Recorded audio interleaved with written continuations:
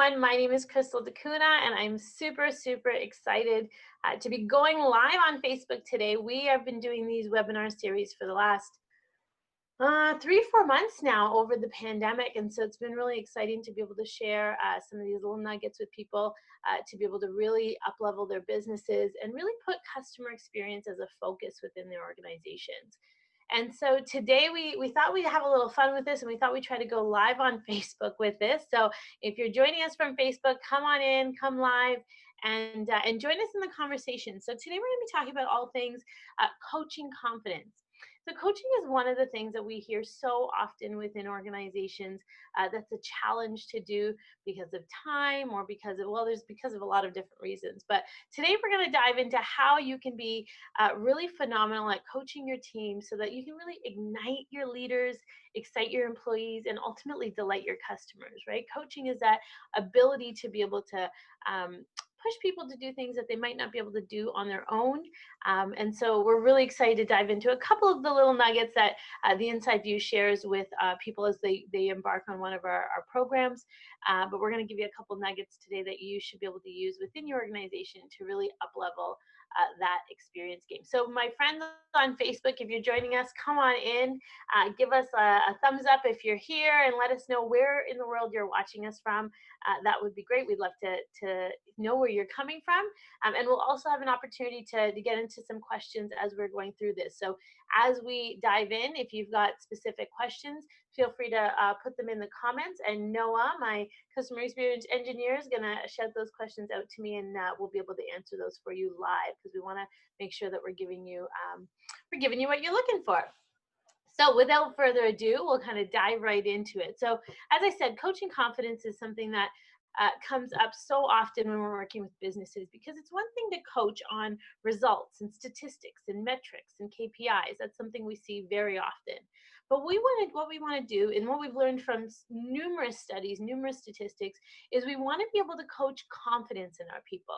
We want to be able to up-level them so that they're able to see the future, they're able to see succession, they're able to see kind of what that result of the coaching is going to look like. And so we want you to learn how to be the coach that you've always wished you had. I mean, some of us have had some really great coaches in our life. Go ahead and put in the comments below if you've had a fantastic coach, and feel free to tag them. We'd love for them to get the recognition they deserve, because, you know, when you have a really great coach in your life, they really make an impact, and they allow you to really be able to do the things that perhaps you never thought you could. And so I've been so fortunate in my life to have some phenomenal coaches, and I'll probably share a couple of those stories with you as we go through the morning, actually.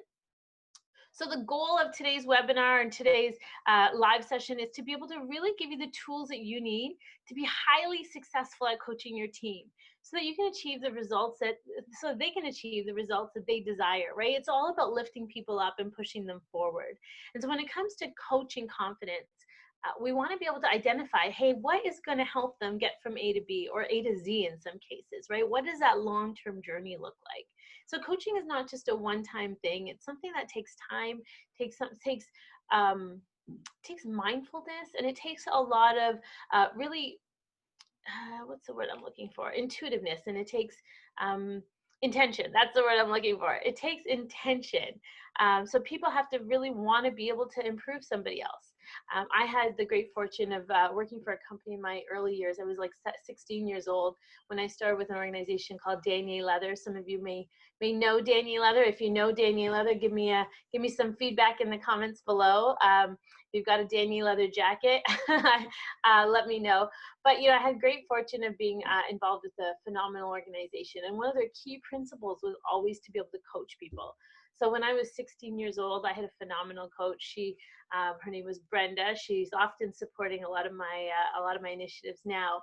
But she was my first coach, and she really helped me to kind of up-level my career to the next level. And then throughout my journey, my 15 years with that organization, at every level of the game, I had new coaches, but my original coaches always stayed with me. My original coaches were always my mentors that helped to guide and really push me to do the things that maybe I didn't even see I could do.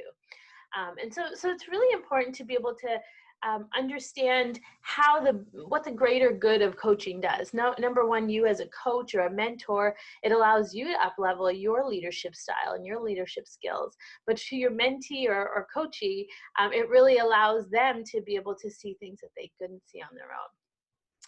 So for those of you just tuning in, I'll give you a high-level insight on who I am and how I can help, and how this session today is really going to be able to help you. So my name is Crystal DeCuna. I'm the Chief Experience Officer here at the Inside View. And so we really focus on igniting leaders, exciting employees, and delighting customers. I've had the great fortune of being involved with a lot of CX initiatives on a global scale. We've been able to lead organizations to really achieve some award-winning results. I've been able to work with the Disney Institute, Tony Robbins, and John Maxwell. So when it comes to coaching and leadership, I've had the great privilege of being coached by some of the world's best people. And so those nuggets that I've learned are the nuggets that I'm going to be able to share with you, and that are really adaptable to any industry, any business practice, any situation, because they're all human need principles. So so excited to share those with you. I've also been able to, our customer experience mastery program has been globally recognized, so super excited about that. Now with this new world of the pandemic, we've been able to make it virtual, so I'll share a little about that as well. And then last but not least, I am a tried and true football mom. Any given Sunday, you will find me on the football field with my pom-poms and cheering for my 17-year-old. So I'm definitely a football fanatic. Go ahead and tell me if you're a football fan. I know we're all missing sports nowadays, but it's on TV, so we're watching it. It's certainly not the same than going to a live game. But let me share a little bit about the Customer Experience Mastery Program and how that transitions into coaching confidence today. And so through this global pandemic, we've had an opportunity to take a program that we've been doing for just over 5 years now with organizations more within the nationwide, and been able to take the principles and adapt it for a global market. We've also been able to take all of those principles and put them virtual. So we're super, super thrilled about that. Still a highly engaging program. But what it is the 7 steps to customer experience mastery. And so what we found was over the last few years when we work with organizations, they might call me and say, hey, Crystal, we need help with sales, or we need help with our leadership team, or you know what, we really want to be able to find some top talent and we need some help. And so what I was doing was I was able to create some really exciting opportunities in those silos. But in order to create customer experience excellence and mastery within an organization, we really need to be able to focus on all 7 principles. And so you can see here, vision, vital, actually, let me flip this. So you can see, where is this here? 1 moment, please. There we go. So vision, vitals, lovesick leadership, culture connection, design to delight, trusting top talent, sales and service mastery, and coaching confidence. So these are the 7 principles that we use to be able to create customer experience mastery within your organization. There's one thing I'll say is that this doesn't happen overnight. This is, you're changing human behaviors here. And so when you're changing human behaviors, it takes time. And so the program itself, we spend 6 weeks at a time with each program in particular, and we make sure that you're successful in that program before we move to the next. So super exciting way of doing things, highly engaging, not just an online program, but really an online program that allows you to be able to connect with a global audience of your peers that have the same CX mindset, that same customer experience mindset. And so as we look at these 7 principles, we thought, okay, how does coaching confidence fit into this? Well, coaching confidence is one of our steps. And so we wanted to be able to do this today to be able to share with you how coaching confidence, just a little insights on how coaching confidence can really up-level the way you're doing things within your organization right now. So we're going to dive deep into this particular session. Typically when we offer this, it is, like I said, a 6-week program. This is not for everybody. It's really only for leaders that have that customer experience mindset and that are ready, willing, and able to invest the time, to be able to really see people grow and see that succession plan. And because of the situation that we're in globally right now, that pandemic, people are really understanding the value of time and the value of coaching your people to be able to really exceed the best. Noah, how are we doing with the chat there? Everything good? Do you have any questions coming in? Awesome. Okay, so let me start by this. A good coach can change the game, and so give me a thumbs up if you would agree. And if you're watching this on a replay, just write replay and tell me where you're coming from. But this is a quote that always resonates with me: is that a good coach can absolutely change the game, right? And think of the sports analogies. Think of think of your favorite players, and if they are coached really well, then they certainly can change the game. But a great coach can really change your life. And so a great coach can not only change the life of the person that they're coaching, they're changing their own life, and their chances are they're improving the lives of the people within their immediate circle as well. So, it's really about, it's one thing to be a good coach, but it's another thing to become a great coach. And so what are some of the things that can really allow you to be a great coach? And so, like I said, in my years at Daniel Leather, I had an opportunity to be coached by some phenomenal people. And then as I moved into the home building career, again, I was a fish out of water in the construction industry. I knew I had a passion for making sure that we were improving lives with the homes that we were selling. But ultimately, I didn't know the construction industry. And so I needed coaches to help teach me about what construction was all about and how I could, really, really feel confident in that industry. And so I had some great mentors and coaches along the way as well. And then when I started feeling confident in my own skin about what I was doing, I was really able to coach my team up, and for me to be able to see their success from start to finish, and some of them have continued with their careers within the construction industry, was really probably the highlight of one of my careers. Being able to see somebody come in, brand new to the home market, and then being able to be now widely recognized for their initiatives in the construction industry and their sales industry. That I can't even tell you how great that kind of feeling feels. And the same goes for the retail industry, having an opportunity to coach some people just coming in their teens or in their, early 20s, and now seeing their success in their careers. And then they reach out to you, and it's so rewarding. And so what I would say to you, if you're looking to coach your team, and if you're looking to really master this skill of coaching, you have to come at it from a place of, really wanting to push people forward. And so I think if for those of you who have children, you'll understand what I mean by that. Our children, we always want to be able to see our children do better than us, right? Our whole goal in life, for those of you who have children, is to push our children forward, to push them up, to allow them to achieve phenomenal success, masterful success, and success that we've never maybe even seen, right? That's the goal. We want to be able to see them to do things. And hey, and if they get it wrong, what happens? Well, we coach them, we adjust, we fix, we pivot, but we can't fire our kids, right? And so I really implore you in the leadership world to say the same type of idea, where if you have the ability to push people forward to achieve goals and successes that you maybe you haven't achieved on your own, but you can see that they have that potential to achieve that, that's really where you want to go. And so again, coming into, a great coach can change your life. Oops. One moment, please. All right, there we go. So some of the benefits of coaching within organizations, we want to be able to, actually, before I get into that, I'd love to share with you this. So Michael Phelps, he's a phenomenal swimmer. He's a, Olympian. The world would see that, he's really amazing at what he does. He has a phenomenal coach who's able to see things that he can't see on his own. He has a phenomenal coach that is able to allow him to do the things that he may not want to always do. For example, those early mornings, or the discipline of the physical workout regimens, or what have you. A coach is able to push you to do the things that you might not want to do, so that you can achieve those results that you need to achieve, you want to achieve, right? And a coach can see things in the way your body language, your tone of voice, your communication style, all those things that they can see and are able to allow you to do them better. It doesn't necessarily mean that coach is better at that particular skill than you. It just means that they're able to see things that you may not be able to. So for example, Michael Phelps's coach may not be able to achieve the results Michael Phelps can, but he knows how to, he can spot those challenges that he would have in his performance to make sure that he can up level it. And so as we start to look at the benefits of coaching within organizations, there's definitely a couple of key benefits, but it increases employee and staff engagement. That is huge. Anybody that knows me from the customer experience world, that employee engagement piece is such a pivotal part of the culture within the organization.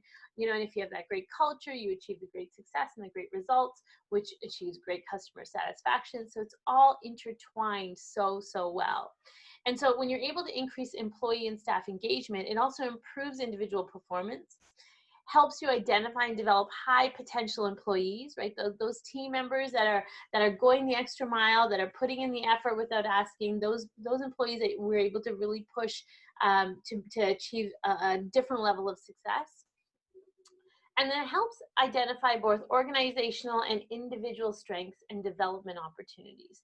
So, if you're able to say, okay, this person has got phenomenal potential, they just need a little bit of coaching on this area, then you can set out a plan and create a plan to be able to do that and coach them to where they want to go. The other part of it is that, when you're coaching an individual, you want to be able to understand that sometimes in organizations, you're in a position through succession where, you've been given an opportunity. Maybe you've been with the company for 10, 20 years, and a spot opens up and you're next in line. You're that next succession plan for it. And so maybe you never wanted to lead people. Maybe you never wanted to be a leader in the organization. You just, when you first started, you knew the job, you enjoyed the job, and now you're being given an opportunity to be in a position where now you have to coach, or now you have to lead people. But perhaps you haven't been trained on how to coach or lead people. That happens often. We see that quite a bit when we work with organizations, is that people, they think they like the idea of being able to coach and develop people, but maybe are not as passionate about the idea of coaching and developing people because it's just never, maybe they weren't trained, they weren't given the skills, because by far there's some skills that are involved with when it comes to coaching and developing your team. So something to kind of think about as well, right? Where are you in your coaching journey? Are you in that learning phase? Are you a professional coach? Are you somebody who, is doing it a little bit, dabbling, but maybe could do better? Identifying where you are in that coaching journey, and then also identifying kind of the benefits of what you want your coaching. What's that output that you want to be able to achieve when you're coaching people? And so some of the challenges we see, I've tried to think of, okay, within this this live today, I want to share with you, some of the common challenges that we see when we're working with organizations when it comes to coaching. Because again, organizations, especially today, given our COVID world, are so focused on those results, right? We need to make sure sales are coming in. We need to make sure expenses are low. Profitability is high. We're all focused on those KPIs and those metrics. And so in my world, I focus on a different kind of metrics. I focus on employee engagement. I focus on customer satisfaction. And because we're able to focus on those type of metrics, the other results happen, because happy employees make happy customers come back and refer other happy customers. And so when I relate that to coaching, is that every given, any now and then, one of your team members might not have the greatest day, or might not be, where they want to be optimally. And so we need to be able to, as coaches, we need to be able to identify those behaviors and coach them and develop them and continue to encourage them to achieve greater success. And so when I think of the challenges that I hear most often, Crystal, I don't have the time.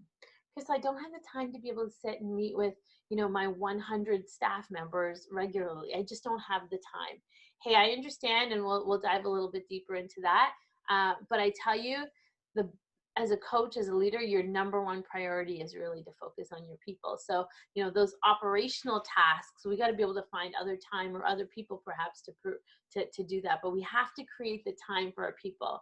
And through this pandemic, we learned more than anything that our people are our best asset, right? Our teams have kept us going. Our teams have been able to kind of push us to the next level. So creating that time to coach is kind of a non-negotiable. We'll dive into it a little bit more.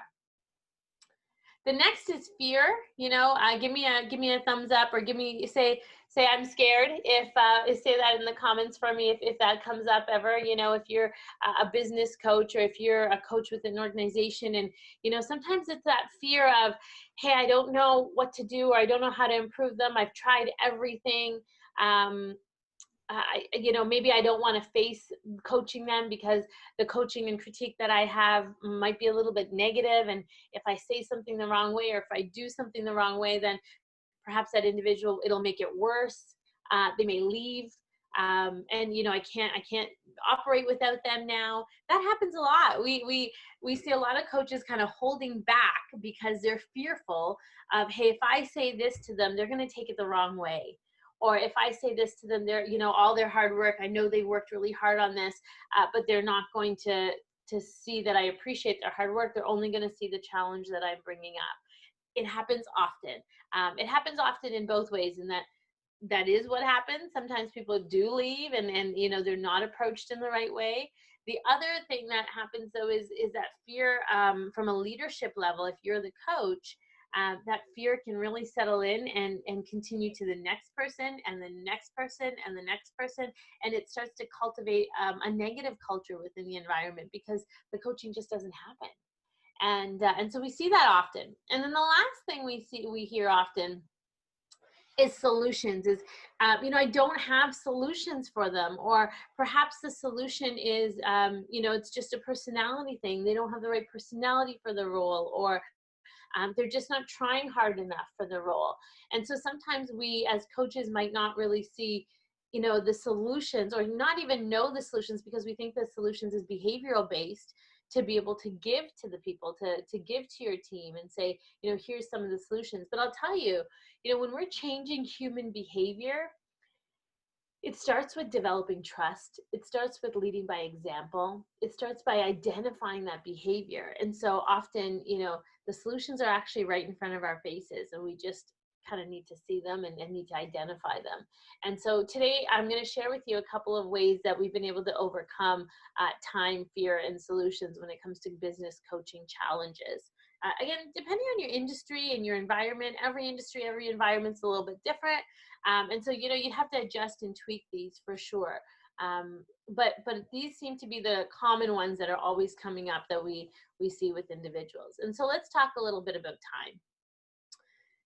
There's never enough time in the day. We see that often, we just, Crystal, we don't have time. We have 100 staff, or we have 50 staff, and how am I supposed to meet with all of them regularly? And so then what ends up happening is people meet with them once a year at an annual review. And so annual reviews are something that I'm going to talk about a little bit later, but they end up creating a little bit more fear in people than needed. So I want you to reconsider the way you use your time, because our time is such a valuable commodity. Our time is so important to our people as well, right? When you can share that 5 minutes with your team, or that 5 minutes with that individual that you want to coach, it means the world. And again, it's how you spend that time with them. You want to be able to spend that quality time versus the quantity. You want to be able to really make sure that it's quality time, it's regular, it's consistent. But let's look at the way we set our time or use our time. So number one, I want you to be able to create some goals for your time. So, hey, in this amount of time, I want to be able to achieve this many coaching sessions. Or in this amount of time, I have 40 hours in my work week. And in my 40-hour work week, can I identify 2 hours, or maybe even 10%, maybe even 4 hours in my 40-hour work week to be able to coach and connect with some of the individuals in my team? So again, depending on the size of your team, and depending on the people that you're directly responsible for, whether it's, just your managers, and then your managers coach the frontline team, you have to kind of set that up. But I want you to set some clear goals, because there is no reason we really shouldn't be spending at least 20 minutes. If it's possible, 20 minutes a week. If it's not possible, if you do, up to a month, 20 to 30 minutes with each individual in your organization. So set those goals. What does that look like for you? What's comfortable for you? If you're going to say that your team is your number one priority, then we got to make them a priority. We got to put them in the calendar. We have to make sure that we're scheduling that time. The other thing when it comes to time, and I've been in so many, as a mentee when I was being coached by coaches or mentors, this was something that always frustrated me is that oh, what is happening here? One moment, please. One of the things that always frustrated me, give me one moment, please, as I adjust this, is the multitasking. That was one thing that always bothered me when if I was in a coaching session and somebody was coaching me, and then all of a sudden, they got their phone rang, and when their phone rang, I got kind of pushed to the back of the list because they were answering their phone or answering a text, or somebody came and knocked in the door and said, "Hey, can you just answer this quick question?" So, if you're going to be able to give that time and set that goal for the time, I would really implore you to make sure that you're not multitasking during that time. You want to be able to really give that person your undivided attention.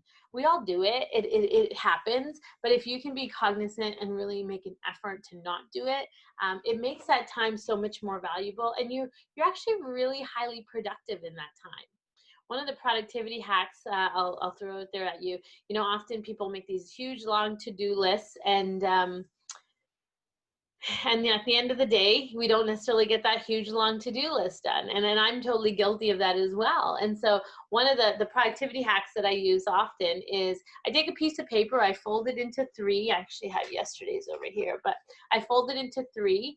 And on each side of that three, I write down what I'm going to get done today. So today I'm going to coach Noah. Today I'm going to be able to write an email blast that I need to put out. Today I'm going to record a video. So those are the three things that I want to get done. That laundry list of things that we want to be able to get done doesn't usually happen. We can only get usually three productive things done in a day, if that. Sometimes we don't even get to the next. So if I write them on a three-sided paper, then I flip it over every time I've achieved that goal, then at least you feel, like you've accomplished and you've been able to get something done, because that's one of those things that gets in the way. And so when you think of your time and how you're going to be able to allot and divide your time for your people, making sure that multitasking doesn't happen when you're coaching, because you're able to be more productive. The other thing is stop being available all the time. And so what I mean by that is, often within our business community, you're called all the time, the phone is ringing, the emails are going. And again, going back to the time that you want to be able to devote to coaching, if you're available for everything else all the time, then you're not necessarily going to be able to be available for the things that mean more to you in terms of your people, right? So just being able to say no to certain things and not being available to everything, because understanding that, hey, if I'm available for that, then again, I'm not going to be able to do this coaching session, which is that much more important. So being able to kind of identify the importance and prioritize accordingly. But, one of the key things I've had to do is I've had to say no to a lot of things. And I still sometimes have certainly the challenge of keeping up, but saying no to things to be able to make sure that that I'm not just available all the time. So that's something that certainly has helped me, and I hope it'll help you as well. The next is fear. Fear gets in the way often. We hear fear a lot. And so what I want you to do with fear is I want you to set a goal for what success looks like when it comes to coaching. When you're coaching people, sometimes it feels like a bit of you're on a bit of a hamster wheel. We talked about it this week and nothing improved, and then we talked about it the next week and nothing improved, because we're looking at that result. We're not necessarily looking at the behavior that's affecting that result, right? So for example, if you're coaching somebody in a sales environment and you're saying, hey, hey, Susie, good job last week. I saw that you closed an extra deal, but our goal is 5 for the month and we're still only 2 in. What can you do? You have the conversation. And then the next week comes around and says, well, we're only 3 in, good job. You got the extra 1, but we're still only at that. We still need to get to 5. What I need you to do is I need you to look at the behavior, not the result. So what is the behavior what is the habit that you're trying to create within Susie to be able to, get to the next level? And what does that look like? How is she practicing that behavior? So, hey, Susie, I want you to identify, 50 people that you want to be able to connect with this week. And then let's, and again, Susie would be part of this coaching conversation. It's not you dictating, it's a conversation. So, asking those questions. So Susie, when can you block that time off in your calendar to call those people? Okay, well, I can block this time off. All right, well, she's blocked off 2 hours in her calendar, but each call might take up to 7 to 10 minutes. Well, in 7 to 10 minutes, how many calls can she actually get done? So I need you to really dumb it down and really go backwards to say, okay, let's be strategic here. If you're putting in your calendar 2 hours a day, which is 10 hours a week, and you're spending 7 minutes with the person, how many people can you really get done? Right? And then in between there, you put those longer conversations, you balance it out, but you start to set goals for what success looks like, because then it's not so scary. Then that fear starts to go away because you're coaching the behavior as opposed to that statistic. And so one of the tools I like to use when I'm coaching behaviors and not statistics is the fascination advantage. So let me share that with you. And so we'll actually put a link to this in our CX Solutions Facebook group. So recording of today's session will be in our CX Solutions Facebook group, as well as a link where you can take your own fascination assessment. There is a minimal cost to this, but there's a free version as well. But we love this. I've been using this tool now for, I want to say 10 years. I'm a huge fan of Sally Hogshead. And so she's created this fascination assessment, which is something that we just love. And so if you take a look at the top and the left-hand side there. So you've got innovation, and you've got innovation, passion, power, prestige, trust, mystique, and alert. And so these are your archetypes. And we have every single one of these archetypes. We all have a little bit of innovation. We all have passion. We all have power, prestige, trust, mystique, and alert. We all have a little bit of these. But what fascination assessment does is looks at them a little bit different. So for example, let me know in the comments if you've ever taken a Myers-Briggs or a DISC assessment or some type of a personality assessment. And so typically those personality assessments are giving us, how we can, our strengths, our weaknesses, maybe our opportunities, right? And as grown adults, most of us know our weaknesses already, right? Most of us know, hey, time management might be a challenge, or, communication and productivity, whatever your skill challenge is. We're adults. We've been able to do this for quite a while in our businesses and in our world. And so typically we kind of can identify, if we really take a hard look at it, we can identify what our challenges are. And so those assessments are fantastic. We use them for different needs within organizations and positions. But this one we use most often. And I would say we use most often because it's about how you fascinate. And so at your best self, when you're absolutely at the peak of your success and when you're really able to be your best self, what does that look like? What does your personality look like? So again, I'll get into the archetypes. So for example, I was with a home builder for many years, as I mentioned to you. And when I took this assessment when I was with them, I took it for, 4 or 5 years in a row. And I was always the exact same personality profile. So I was the maestro. So my primary fascination advantage was power, which is you lead with command. And my secondary fascination advantage was prestige, which is you earn respect with higher standards. And it was so interesting because that was actually part of the mission statement of the organization I worked with, which was a higher standard of living. So it was interesting how they really aligned. And as the sales manager responsible for a team of, I think it was 17 at the time, and really, that connection between the executive level and my frontline team, I was really kind of that connector. I really had to be the maestro. So ambitious, focused, and confident. And so what that means is that I was 51% power and 49% prestige. And so if I was going to be able to go into a boardroom and influence or inspire, if I was going to go into a sales meeting and inspire and engage my team, if I was going to go in front of a customer and influence or inspire or engage or really get buy-in from them, I needed to be this. This is how I was going to fascinate them because this is how they already saw me. So in this case, it was ambitious, focused, and confident. So if I was going to be able to make that change and create some fascination and create some intrigue and interest, then I needed to make sure that I was at my best. So I needed to make sure I led with command and that I earned respect with a higher standard of, you know, in my world at that time, it was a higher standard of building or a higher standard of customer service excellence, right? So I needed to make sure that I was in that mindset going in. So as soon as I felt that in a conversation, I was becoming a little too much power, which would be power and power, if you can kind of see the slides here, it would be the aggressor. So dominant, overbearing, and dogmatic. So not my best traits by any means. But, you know, you can feel that. You can feel when you're, you know, you're getting aggressive or you're getting, you know, just uncomfortable because you're not at your best self. And so you shift.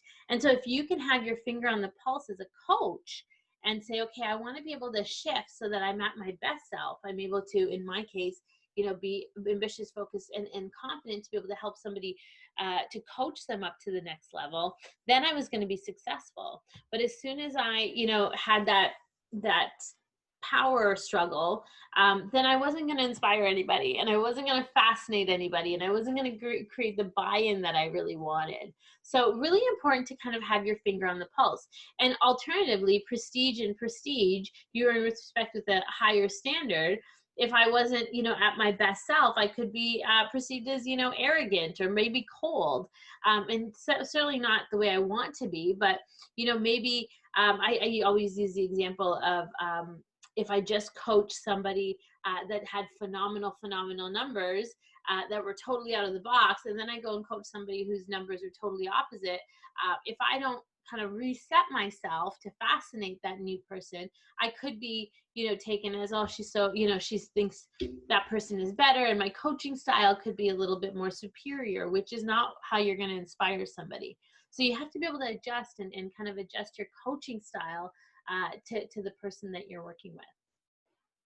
This tool, though, is so cool because I like I said, I was the exact same fascination for years. And then as soon as I started to, so 5 years ago, I opened the company. And as soon as I took the assessment again, I changed. And so this time I became, when I took the assessment, it was passion. So you connect with emotion, and power, you lead with command. So I couldn't get rid of that power one. And so my fascination advantage was the people's champion, dynamic, inclusive, and engaging. So if I'm going to be able to coach somebody or inspire somebody or get buy-in for somebody, make influence, then I need to make sure that I am that person. So I'm dynamic, inclusive, and engaging. And that's who I naturally am because that's how people naturally perceive you. So the cool part of this is it's not uncomfortable. It's super, super comfortable because that's how people see you already. But as soon as you start to deviate, so passion, drama, maybe sensitive, I can sometimes be sensitive, you know, that's uncomfortable. Or if I go back to this power, dominant, that's uncomfortable. So internally, you can feel it. You can feel that this coaching session is not going the way I want to go because I'm uncomfortable. Or this conversation, if I'm trying to sell something, this is not going the way I want to go because I'm uncomfortable. You want to make sure that you're in your comfort zone and you're at your best. The cool thing with this assessment, though, is it can also be flipped. So, for example, mine is passion and power. So as I said, 51% passion, 49% power. But if you switch it and it's passion and power this way, if I'm a little bit stronger, if I need to be a little bit stronger in my message, then I could be the ringleader, which is motivated, spirited, and compelling, which means I'm just a little bit more on the power side and a little less on the passion side. So I hope that makes sense. Listen, I am totally delighted to answer questions about this. If you've got questions, if you need more feedback, we actually typically do a couple of workshops during the year to really show you how you can use your fascination advantage to be a better coach, a better leader. Just, you know, it's so good for any level of organization. But we'll make sure we put the links attached after this webinar. But feel free to reach out and ask us a little bit more because for me, it's been such a powerful tool in my career as a coach, as a leader, as an entrepreneur. And so it's one of my favorite tools to share with others because I really believe you can inspire people at your best self and you feel that much better. And you're able to control yourself in terms of, you know, oh, I'm feeling a little uncomfortable. Let me readjust. So really great tool that way.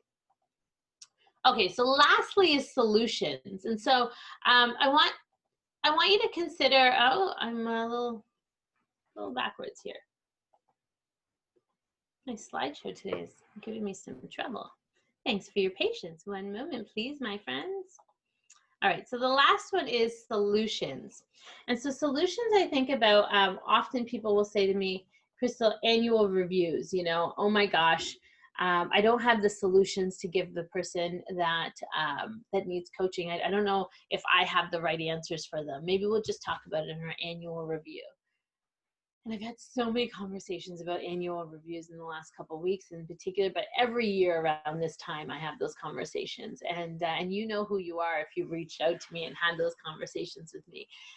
Because, it's such an interesting time, annual reviews, because people, so organizational leaders, feel like we need to get this done. We need to measure their performance and measure their metrics and make sure that we're reviewing their performance for the year. But just for a moment, I want you to think about how that person feels, the person that's going to be receiving that annual review. And what we've noticed is statistics show that actually that month leading up to an annual review is the highest time. I want to say it's like 30 something percent. Don't quote me on that, but it's in the high 30s where people start to look for other jobs. Right, so people start to be online, and they've tracked this through their internet, looking like while they're at work, they're looking for other jobs because they're starting to get fear. Fear is building up within them of, hey, maybe I haven't done everything right. Maybe I haven't met my targets, or maybe I've met my targets, but I made 3 mistakes that cost the company money. And so they start to get this anxiety. So imagine how uncomfortable it is to work for that, that 30, 60 days leading up to your annual review, because you've got this anxiety and maybe you haven't performed to your optimal ability. The other part of it is you might lose great people that just need a little bit of coaching, that they start festering that fear and they leave anyways. Very seldom have I heard that people are super thrilled and excited for an annual review, right?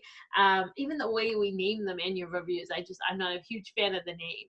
But what I would encourage people to do, and I do this all the time, is, what if we were to remove the annual review process? And what if we were to put in something that's a regular coaching process? So whether it's once a quarter, whether it's, as I mentioned earlier at the beginning, finding the time to do that regular coaching is really important. And so if we can do that, if we can set that time to be able to come up with a solution so that we're consistently sharing results, we're consistently sharing behaviors, we're consistently measuring the behaviors that are affecting the statistics, the behaviors that are giving us the results that we need, then you're able to really measure and change and adjust behaviors at that moment. You think of a football game. Very challenging to change a football game in that last 2 minutes. I mean, every now and then it happens, for sure, but the coach is readjusting every quarter. The coach is readjusting, in hockey every period, and like they're constantly adjusting. And the team is constantly adjusting because they're seeing where their challenges are, how they can be stronger, how can they adjust. And so in business, it's no different, right? If you're able to adjust every quarter, every month, every week, however often you're able to do it, and you're measuring along the way, then when you come to your annual review, it's no huge surprise. Right? It's not you don't even have to really do an annual review. You could just have a really great, phenomenal end of year coaching session where you're celebrating their success and you're celebrating their achievement. You're celebrating the habits, maybe not necessarily those results, but you're celebrating the fact that they're now adjusting their habits, or they're using their behaviors to really get the results that you want. And this was something that, again, I was taught this at a really, really early age. And so when I was taught this young, I've been using it for years, and I didn't even realize it was an actual practice or a system until I started my own company, because I couldn't really put my finger on why I was able to coach with success, why I was able to be able to, I think I did an annual review maybe twice in the last 20 years with organizations, because it just never felt right. Again, going back to your fascination advantage, I never just wanted to sit there and review somebody after an entire year, 365 days, and now we're talking about it.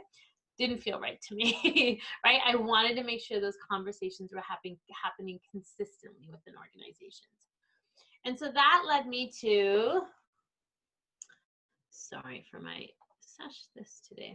So that leads me to coaching logs. And so coaching logs were something that, we did at a very, there we go.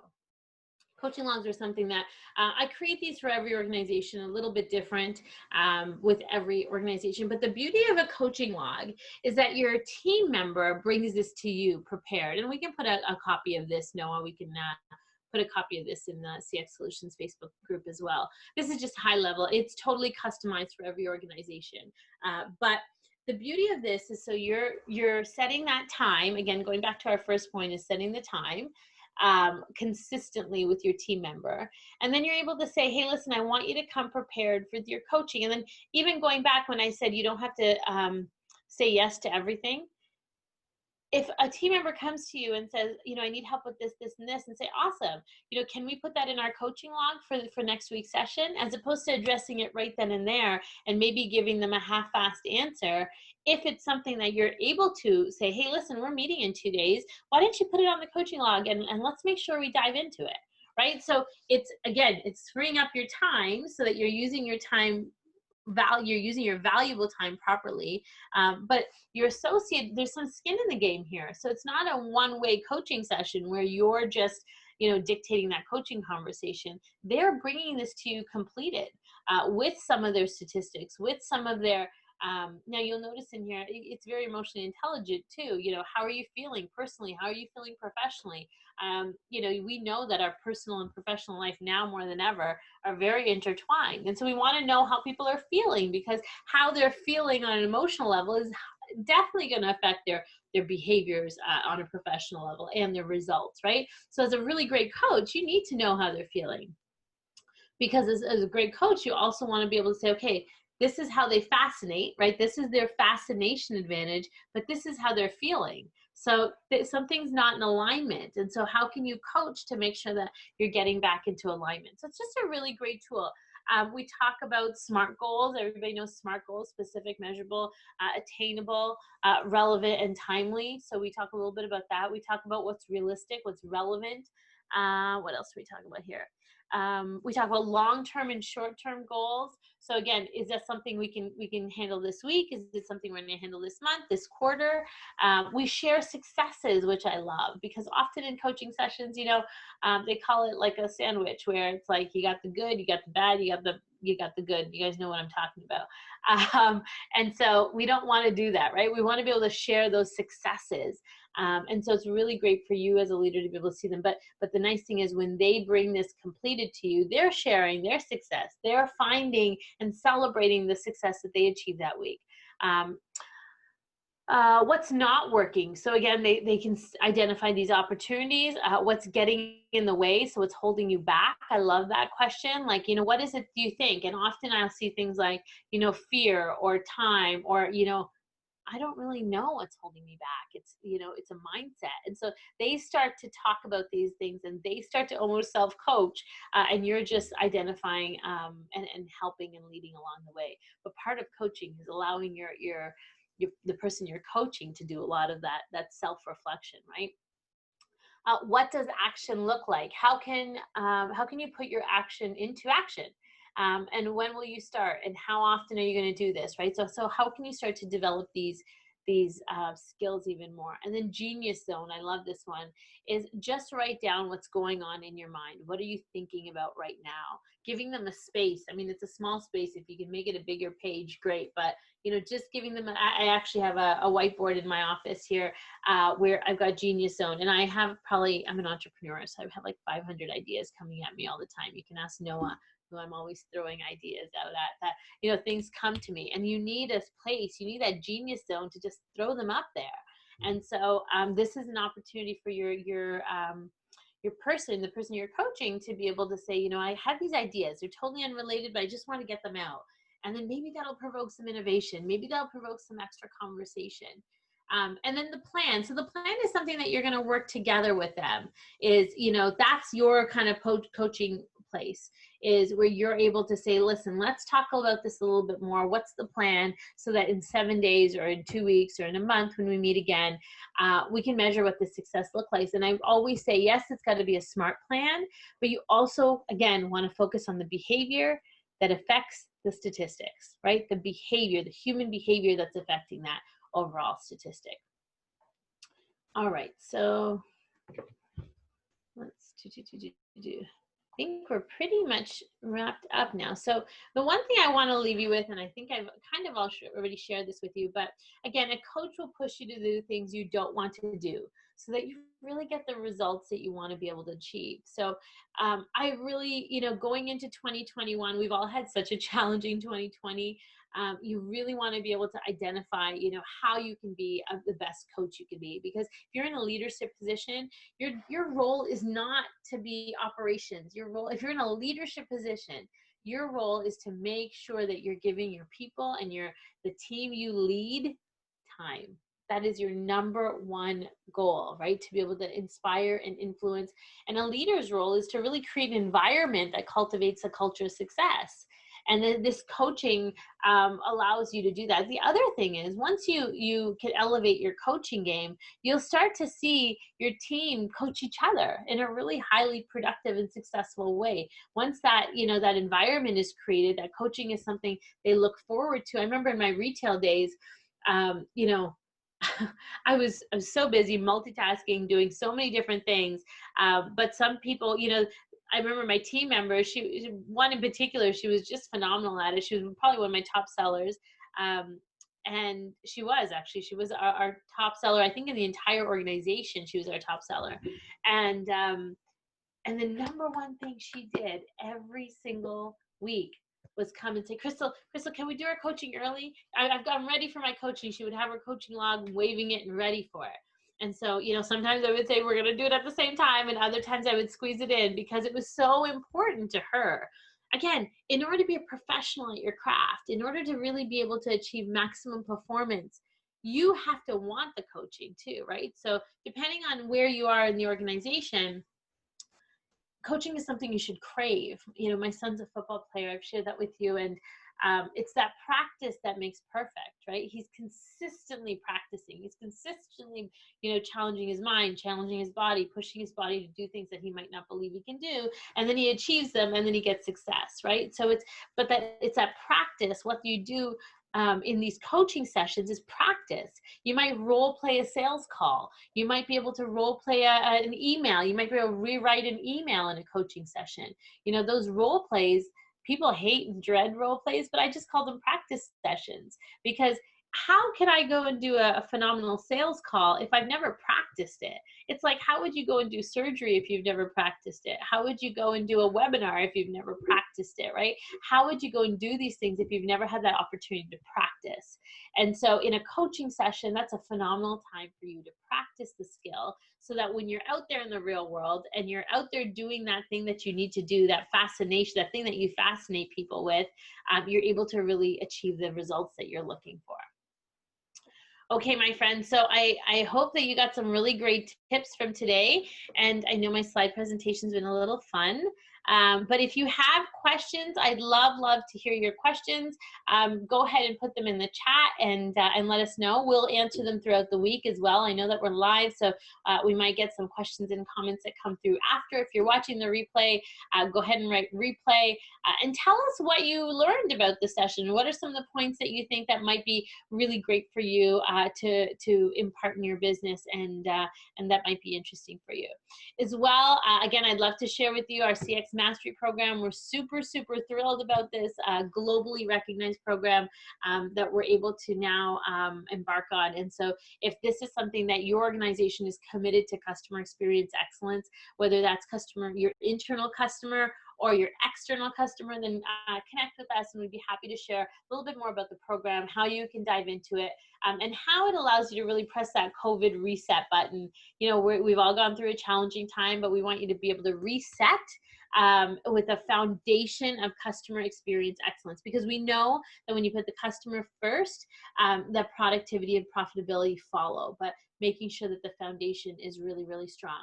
And then lastly, we're also going to share a recording with the downloadable tools, the link to the Fascination as well as the coaching log. We're going to share it in our CX Solutions Facebook group.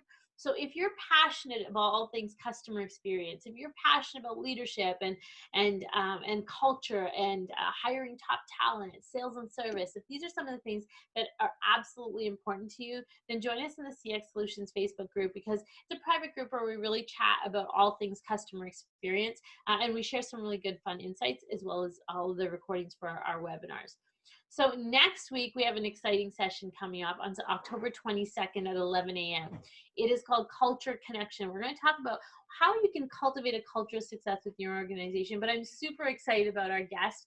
Our guest is Keith White, who's the Vice President of Walmart in the States.